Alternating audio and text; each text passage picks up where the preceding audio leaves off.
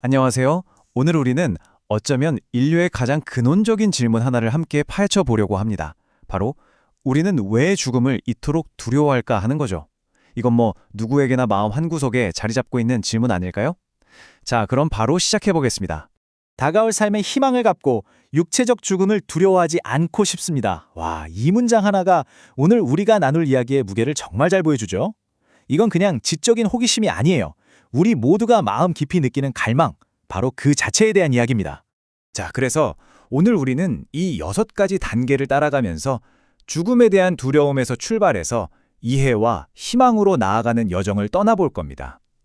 먼저 왜 이게 보편적인 두려움인지, 특히 현대사회에서 왜 더 그런지를 살펴볼 거고요. 그 다음엔 지금을 위한 소망이 뭔지, 그리고 천국에 대한 흔한 오해를 바로잡아 볼 거예요. 마지막으로는 이 모든 걸 알고도 여전히 존재하는 그 긴장감 속에서 진짜로 중요한 게 뭔지를 발견하게 되실 겁니다. 네, 그럼 첫 번째 주제로 넘어가 보죠. 오늘날 우리가 죽음을 유독 더 무서워하는 이유 중 하나는 사실 우리가 죽음과 너무 멀리 떨어져 살게 됐기 때문일 수 있습니다. 역사적으로 큰 변화가 있었거든요. 자, 이 부분을 한번 보세요. 정말 흥미롭습니다. 불과 몇 세기 전만 해도요, 죽음은 그냥 삶의 한 부분이었어요. 늘 곁에 있는 동반자 같았죠. 사람들은 집에서 사랑하는 가족의 임종을 지켰고, 장례식도 동네의 일상적인 절차 중 하나였습니다. 그런데 지금은 어떤가요? 죽음은 대부분 병원이나 요양원에서 일어나죠. 철저히 소독되고 우리 눈에 보이지 않게 숨겨져 버렸습니다. 그러니까 죽음이 너무 낯선 사건이 된 거예요. 그리고 우리는 원래 낯선 걸 더 두려워하잖아요? 바로 그겁니다. 자, 그럼 이런 문제점에서 벗어나서 해답 쪽으로 한번 가볼까요? 기독교에서 말하는 살아있는 소망이라는 건 우리가 흔히 생각하듯 그냥 죽은 다음에 가는 좋은 곳, 딱 거기서 끝나는 얘기가 아닙니다. 핵심은 바로 이거예요.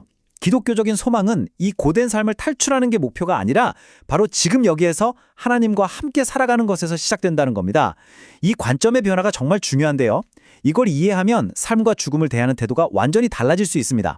여기서 영원한 생명, 즉 영생이라는 개념을 한번 짚고 넘어가야 해요. 우리는 보통 영생이라고 하면 그냥 끝없이 긴 시간을 떠올리잖아요. 그런데 성경에서 말하는 영생은 시간의 길이보다는 존재의 상태, 특히 하나님과의 관계의 질을 의미할 때가 많습니다. 그러니까 죽어서 얻는 티켓 같은 게 아니라 바로 지금 이 삶에서 하나님을 알아가면서 시작되는 살아있는 관계, 그 자체가 영생이라는 거죠. 자, 이제 많은 분들이 아마 깜짝 놀라실 만한 얘기를 해볼까 합니다. 우리가 흔히 생각하는 천국에 대한 이미지를 완전히 뒤집는 아주 중요한 내용이거든요. 이 여정을 한번 보세요. 비행기 여행 같지 않나요? 기독교 신앙에서 천국은 최종 목적지가 아니에요. 오히려 최종 목적지로 가기 위한 경유지나 대기 장소에 가깝습니다. 영원히 잠시 머무는 곳이죠. 그럼 최종 목적지는 어디냐? 바로 부활입니다. 이 땅이 새롭게 회복된 세상에서 우리의 몸과 영혼이 다시 결합해서 온전한 존재로 살아가는 것. 그게 바로 궁극적인 소망이라는 겁니다. 이 점이 정말 중요해요. 많은 사람들이 죽으면 육신은 버리고 영혼만 남는다고 생각하잖아요.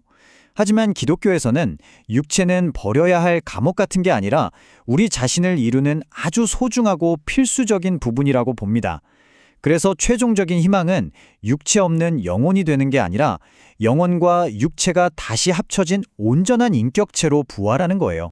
그런데 말이죠. 이런 엄청난 소망이 있다고 해서 사랑하는 사람을 잃은 슬픔이 하나도 안 아플까요?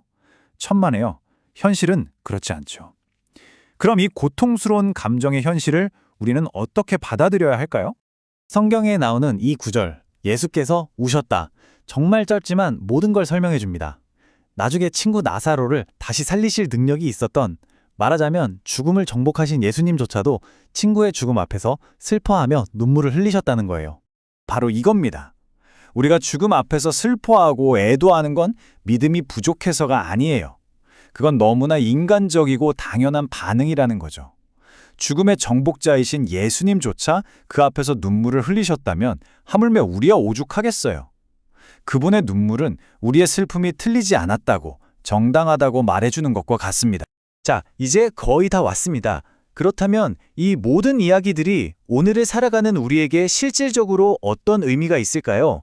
이 영원한 관점이 지금 당장 우리의 삶에 어떤 변화를 가져올 수 있을까요? 수많은 사람들의 마지막을 지켜본 목회자들이 한결같이 하는 이야기가 있습니다. 삶의 마지막 순간이 되면 평생 내가 이루었던 업적, 내가 가졌던 소유물들은 정말 신기할 정도로 중요하지 않게 느껴진대요. 아무도 내 차 좀 갖다 줘요 라거나 내 졸업장 좀 보고 싶어요 라고 말하지 않는다는 거죠. 그 순간에 사람들이 찾는 건 오직 하나, 바로 관계입니다. 하나님과의 관계, 그리고 사랑하는 사람들과의 관계요. 이 임종의 자리에서 얻는 통찰은 바로 오늘을 살아가는 우리에게 정말 강력한 메시지를 던져줍니다. 결국 영원히 남는 것이 관계라면 우리는 바로 지금 그 영원한 가치를 위해 살아야 하지 않겠냐는 거죠. 오늘 우리가 함께한 이 여정의 모든 것을 이 질문 하나로 모아볼 수 있겠습니다.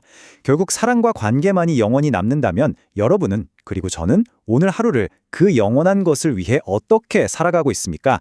이 질문이 여러분의 남은 하루, 그리고 앞으로의 삶에 깊은 울림을 주기를 바랍니다.